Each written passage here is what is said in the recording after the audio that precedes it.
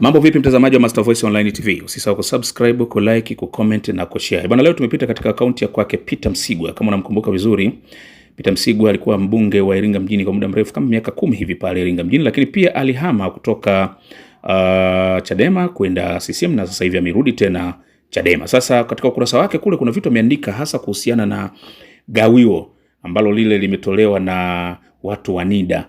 Wao wametoa bilioni 38.8.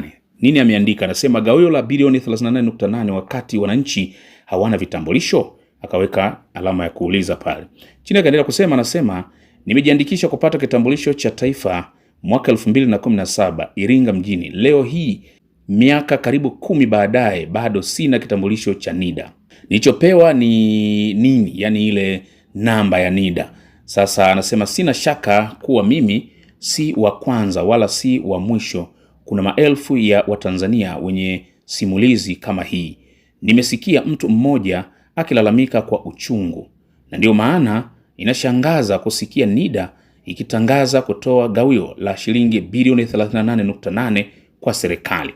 Swali si kama taasisi ya umma inaruhusiwa kutoa gawio. Swali ni hili: je, taasisi iliyoshindwa kutekeleza jukumu lake la msingi inapaswa kujivunia gawio wakati wananchi wake bado wanasubiri huduma kwa miaka mingi? NIDA haikuanzishwa kuwa mashine ya kutengeneza faida. Iliundwa kuhakikisha kila Mtanzania anapata utambulisho wa taifa kwa wakati. Hicho ndicho kipimo cha mafanikio yake. Kama kweli taasisi ina uwezo wa kuzalisha mabilioni ya shilingi, basi kwa nini bado kuna foleni za vitambulisho?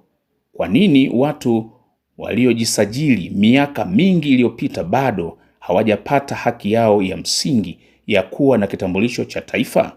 Kwa nini fedha hizo hazikupewa kipaumbele katika uchapishaji na usambazaji wa vitambulisho kabla ya kugawio kama gawio?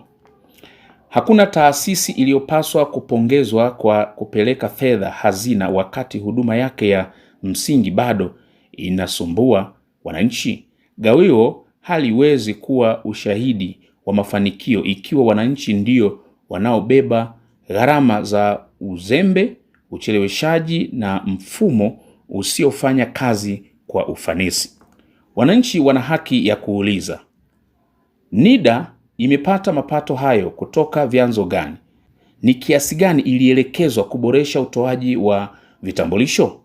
Ni kwa nini ucheleweshaji wa miaka mingi bado unaendelea? Ni lini kila Mtanzania aliyesajiliwa atapata kitambulisho chake?